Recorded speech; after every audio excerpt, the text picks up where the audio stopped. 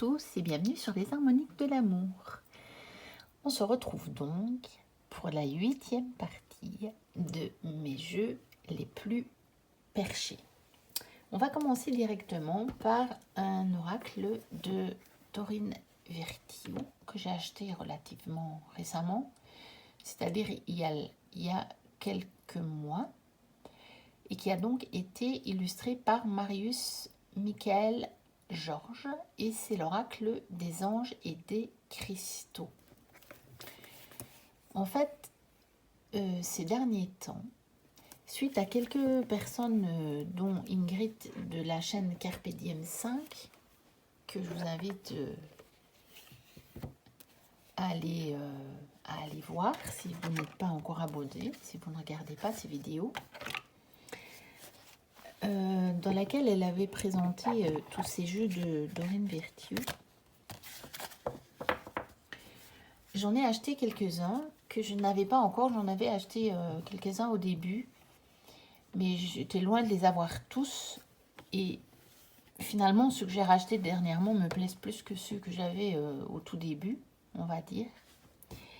Et en fait, bon, vous savez que je suis vraiment une vraie collectionneuse. Et donc, je fouille beaucoup toutes les plateformes de vente d'occasion notamment. Et j'ai remarqué une chose, c'est que les jeux de Dorine Virtue en anglais commencent à se revendre très cher. Ce qui, à mon avis, selon moi, mais je ne me suis pas renseignée, mais je suis presque sûre de ce que je vous dis, ça veut dire en fait que ça y est, il n'y a plus de nouvelles éditions et les impressions qui étaient sur le marché ont été vendues. Ce n'est pas encore le cas des jeux en français. Je pense en fait qu'il y a encore des réimpressions parce que probablement que les contrats qu'elle avait passés avec les maisons d'édition françaises sont un petit peu plus récentes, puisque généralement les jeux sont d'abord produits dans la langue d'origine et puis la traduction vient après. Mais ça risque bien d'arriver dans les temps qui viennent. Et donc, en fait, je me suis arrangée pour me procurer les jeux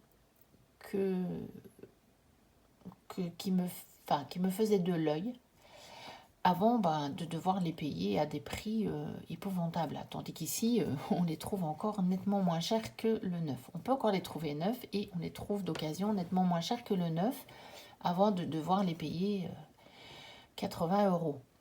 Voilà. Donc, j'en attends encore un que je voulais. Et après, je vous ferai peut-être une présentation, un vlog avec tous mes jeux. Comme ça, vous aurez l'occasion de voir s'il y en a qui vous plaisent. Et s'il y en a qui, éventuellement, pourraient vous rejoindre avant qu'ils ne soient plus trouvables. Parce que moi, en fait, j'ai découvert ces jeux-là que je ne connaissais pas.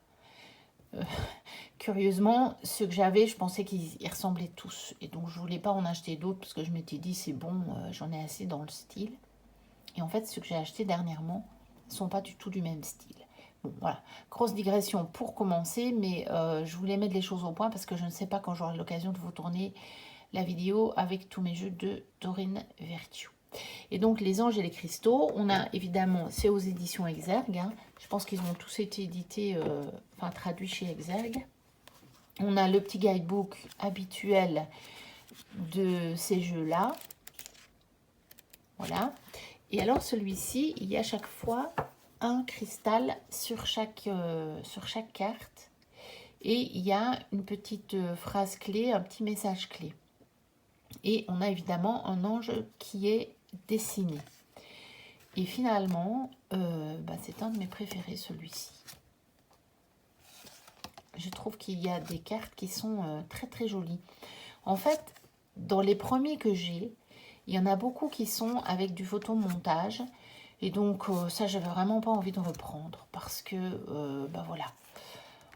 Quand on en a quelques-uns, on a l'impression d'avoir des redites. Déjà, j'ai le tarot des anges, j'ai le tarot des archanges. Et ils se ressemblent tellement. Mais je vous dis, ceux que j'ai achetés dernièrement, eh bien, c'est différent. Je vous ai montré dans une autre vidéo l'Ange Indigo. J'aime beaucoup les peintures. Et puis vous voyez ici, c'est différent les illustrations. C'est pas du photomontage et je trouve ça assez réussi en fait. Donc voilà pour l'oracle des anges et des cristaux. Donc j'ai fait ma petite déco de Noël. Je dois encore sortir mon napperon de Noël qui me servira de nappe de tirage de Noël. Mais je pense que je vais le faire aujourd'hui, mais après avoir tourné quelques vidéos en fait. Je n'ai pas encore fait. Je n'ai pas encore mis vraiment ma déco de Noël, j'ai mis que pour vous. Parce que étant belge, et donc étant imprégné de la fête de Saint-Nicolas, on ne mettait jamais le sapin chez nous avant la Saint-Nicolas. C'était juste pas possible en fait. Il y avait d'abord Saint-Nicolas et après il y avait la préparation de Noël. Et j'en suis un peu restée là. Donc mon sapin, je ne le mets pas encore. Mais là, pour vous, j'ai déjà fait la petite déco de Noël et ça m'a fait plaisir. Et puis j'ai sorti les jeux que je vais utiliser pendant cette période de Noël et de l'hiver. Donc j'ai aussi le jeu de la conscience. Je l'ai acheté il y a quelques mois. Je n'avais jamais vu. C'est par Ioana. Voilà. Et donc, il y a en fait 2 séries de 24 cartes. 2 cartes génériques et une carte dorée. Alors, il y a, voilà, on mélange chaque paquet de cartes. Et puis, bon, voilà, on en tire une de chaque paquet. Et donc, ce sont uniquement des petits messages. Donc, il y en a avec le dos comme ceci, que je trouve très, très, très joli. Et donc, uniquement des messages au dos. Donc, pour ceux qui n'aiment pas les jeux à messages, passez votre chemin. Puis, il est très, très, très perché. Hein. C'est clairement pas un jeu du quotidien. Et ça ne va peut-être pas parler à tout le monde. Parce que tout le monde n'a pas non plus la même spiritualité. Et c'est très bien ainsi. Hein. Il n'y a aucun souci. Moi, en fait...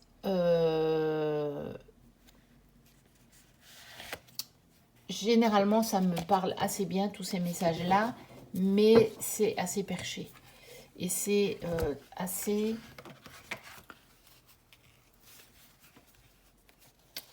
avec une conception assez spécifique de la spiritualité et de la vie. Donc ça, c'est la carte dorée.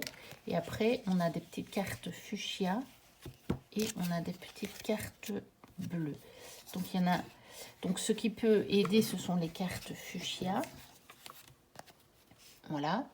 Donc, il y a le dos tout fuchsia et les petits messages. Enfin, ça, c'est juste... en fait, c'est des concepts qui peuvent vous aider. Voilà. Et puis, dans le paquet bleu, c'est ce qui peut freiner. Donc, c'est pareil, le dos est tout bleu. Et à l'arrière, vous avez le concept clé qui peut vous freiner. Donc, voilà. Après, vous pouvez aussi, si jamais vous avez l'occasion de trouver ce jeu, utiliser que ces cartes-ci en réponse avec un autre jeu, en réponse avec, pour ce qui peut vous aider et ce qui peut vous freiner, mais avec un autre jeu si vous ne voulez pas de ces messages-là qui sont franchement trop perchés pour vous. Et c'est tout à fait possible aussi. Et je pense que moi, dans un temps, bon, il n'y a pas très très longtemps que je l'ai, mais je pense que je pourrais très très bien en fait utiliser ces cartes-là avec un autre oracle ou même un tarot. Pourquoi pas? Je veux dire, utiliser ces cartes-là en complément. Ensuite, des jeux qui pour moi font partie des jeux perchés, ce sont les jeux d'Angela Hartfield et illustrés par Joséphine Wall. Donc, j'ai celui-ci, Murmure de guérison. J'en ai plusieurs. Je n'ai pas encore le tout dernier, mais je le prendrai parce qu'il est très très beau aussi. Donc, celui-ci a aussi des cartes à l'horizontale. Et je le trouve perché dans le sens où il vous amène à une réflexion. Même si il est catalogué parfois de jeux vraiment divinatoires. Hein. mais on peut faire tellement de choses avec. Et je trouve que les dessins...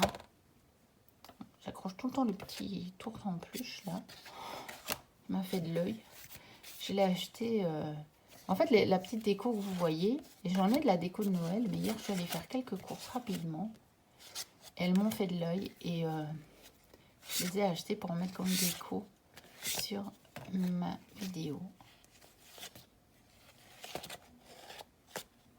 Donc, voilà, je trouve que rien que les illustrations nous emmènent déjà dans des vibrations hautes, élevées. Très franchement, je trouve que ça nous relie vraiment à des vibrations élevées. Bon, je ne sais pas pourquoi les cartes étaient dans tous les sens. Il a dû tomber, je ne sais pas. Parce que c'est pas, j'ai pas de pochon avec celui-là. Je l'ai acheté d'occasion, je pense, celui-ci. Et je ne sais pas s'il n'y avait pas de pochon ou si la personne ne me l'avait pas transmis. Et donc, on a aussi un petit guidebook avec le message qui est développé si on veut. Et c'est clair que quand on lit le guidebook, on se rend compte que, effectivement, c'est perché. Ça ne va pas vous faire de la divination pure et dure. Même si ça peut vous indiquer des choses qui arrivent dans votre vie. Bien entendu. Ça peut toujours. Hein. Comme je vous ai dit, tout est lié. Toujours. Bien entendu. Alors, j'ai celui-ci de Nicole Coudray. Les portes des dimensions intérieures. Donc, toujours aux éditions Indigo Montangero. Donc, qui doivent être des éditions qu'elle a créées elle-même. Et donc, je vous ai déjà présenté dans une autre vidéo le tarot du voyage de l'âme. Ici, c'est un oracle. Alors, il y a des dos différents parce qu'il y a des séries de cartes. En fait, des dos différents. C'est des couleurs différentes. Parce que sinon, les dos sont les mêmes. Il y a aussi des dos avec toutes les couleurs. Voilà. Donc, il y a des séries de cartes. Alors, les cartes sont de très, très, très bonne qualité. Très épaisses et... brillante, mais alors la qualité est excellente. Donc je ne sais plus si on retrouve les... j'ai un peu oublié les différentes catégories. Ah oui, c'est sur les saisons en fait, c'est les 4 saisons. Voilà, en lien. Mais clairement déjà, quand vous voyez les illustrations, vous voyez que ça vous emmène dans des mondes, même presque un peu des mondes parallèles. Moi, des fois, ces cartes-là. Bon, je suis en train de me battre avec le petit nounours, lol. Donc, elle m'emmène des fois dans certaines séries que j'ai regardées. Il fut un temps qui parlait de mondes un peu parallèles ou de, vous savez, de surnaturel, de paranormal un peu, où les personnages se retrouvaient des fois dans des mondes un peu bizarres. Et ce jeu me fait vraiment souvent penser à ça, mais il a de très très belles vibrations. Il n'y a pas de problème, il n'est pas effrayant. Voilà, ça c'est un jeu. Je ne pense pas qu'on puisse encore le trouver, mais réellement, je ne sais pas. Moi, je ne l'ai pas acheté à la créatrice. Je l'ai acheté d'occasion. Donc voilà. Les portes des dimensions intérieures. Déjà, quand on voit le titre, on se rend bien compte que c'est un oracle qui nous emmène un peu plus loin que la vie quotidienne. Alors, un autre. Aussi de Doreen Virtue et James Van Prague. Alors celui-là, il faut que je vous raconte une anecdote.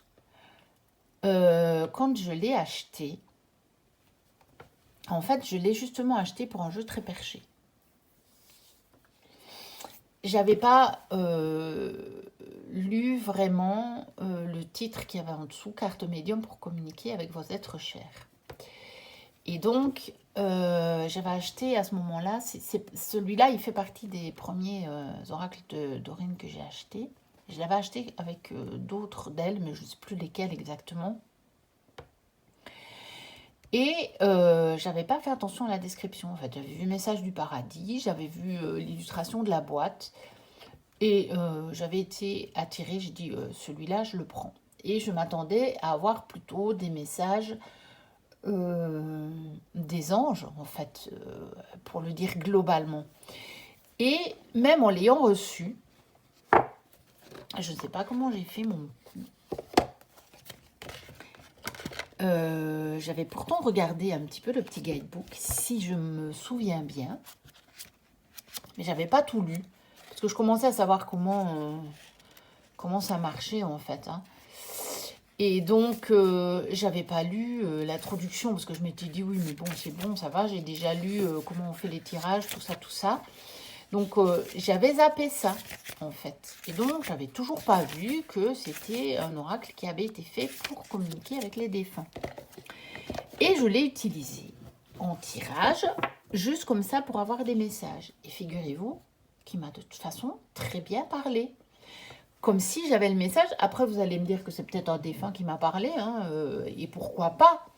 Mais ce que je veux dire, c'est que je ne l'ai pas utilisé dans l'intention de me connecter avec un défunt, mais plutôt à me connecter avec des énergies hautes, élevées et qui siègent au paradis, on va dire. Et ça a très très très très bien fonctionné. Et ce n'est que des mois après que j'ai percuté qu'en fait, il a été vécu, il a été conçu pour communiquer avec des êtres disparus de notre famille ou la famille au sens large, enfin des êtres qui nous manquent, on va dire. Et c'est très comique parce que je me souviens, je me souviens que j'avais tiré cette carte. En tant qu'âme, je peux me trouver à plusieurs endroits à la fois. Et à ce moment-là, je lisais beaucoup de ce qui se passait au niveau du moi supérieur, de l'âme, etc. Et justement, c'est une époque où, quand ma fille était un peu anxieuse de rester à l'école, parce qu'elle était petite, dans le primaire, je lui disais toujours, mais tu dois pas t'inquiéter parce qu'en fait, mon âme, elle reste tout le temps avec ton âme. Et je me souviens que j'avais tiré cette carte-là. Et moi, ça me parlait à moi, en fait. En tant qu'âme, je peux me trouver à plusieurs endroits à la fois, ce qui reste vrai. Hein. Et pas du tout comme si c'était un défunt qui me parlait et qui me disait je peux me trouver à la fois au paradis et à la fois près de toi et à la fois près de peut-être, je sais pas, une autre personne que j'ai connue. Donc vous voyez comme quoi l'attention qu'on met quand on utilise un jeu est pour moi primordiale. C'est ça qui va primer quand vous allez faire votre tirage. C'est la croyance que vous avez envers ce jeu, c'est la convention que vous allez passer avec ce jeu, et ça va fonctionner. Parce que moi, en toute innocence, j'étais persuadée d'avoir des messages que les anges me délivraient, vu que j'avais acheté beaucoup d'oracles sur les anges, de Dorine Virtue, avec des messages des anges, notamment, j'avais acheté aussi l'oracle des anges, et puis je ne sais plus trop bien les réponses angéliques, j'ai dû les acheter en même temps. Et donc, celui-là, pour moi, c'était la même chose. Et ça a fonctionné comme ça. Donc, vous voyez. Alors, ça, c'est un jeu dont j'adore le dos. Je trouve qu'il est extrêmement bien fait. Bon, il plaira peut-être pas à tout le monde, mais moi, j'adore. Donc, voilà. Voilà ma petite anecdote avec ce jeu.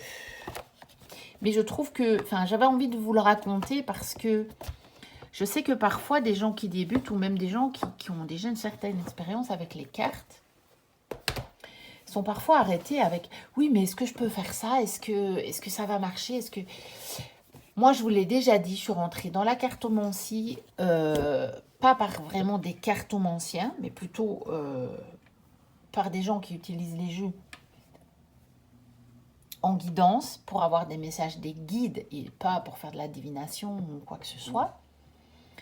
Et donc, il ne parlait pas de tous ces rituels et de toutes ces règles, entre guillemets, qui peuvent faire partie du milieu de la cartomancie.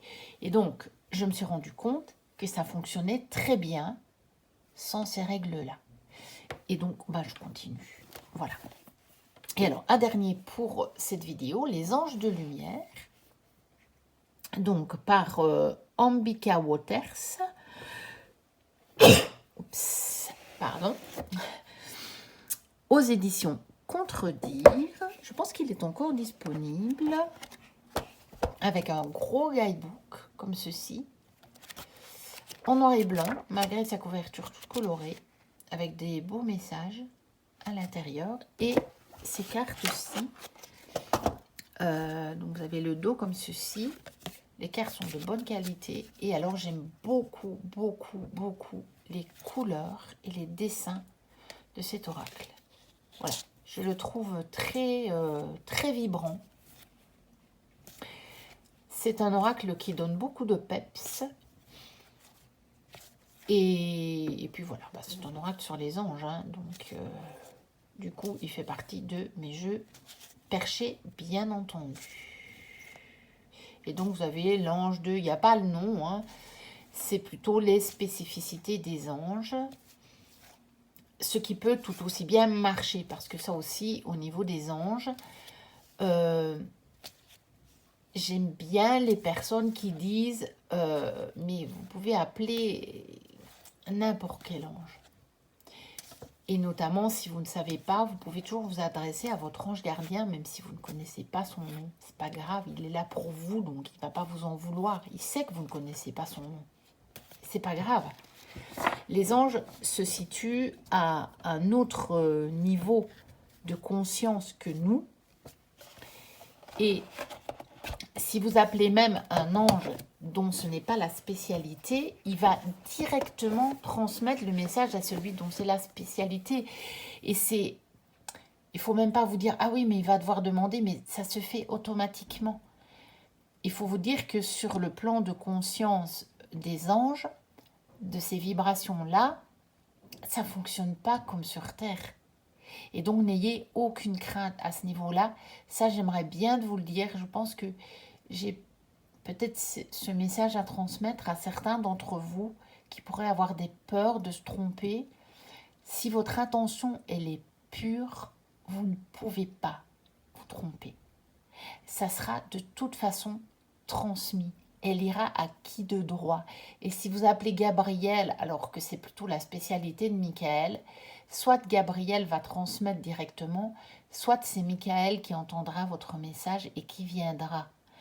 Donc, n'ayez pas de crainte. N'ayez pas de crainte à ce niveau-là. Il n'y a pas de souci. Si vous posez une intention pure et claire pour vous, c'est la bonne vibration qui interviendra. Voilà, on va donc se quitter sur les anges de lumière. Laissez les anges éclairer votre chemin. N'hésitez pas à liker, à vous abonner si ce n'est déjà fait. D'ailleurs, je vous remercie pour toutes les personnes qui se sont abonnées dernièrement. N'hésitez pas à me mettre un petit commentaire. Je vous dis à très bientôt pour de prochaines vidéos. Et d'ici là, portez-vous bien. Bye bye.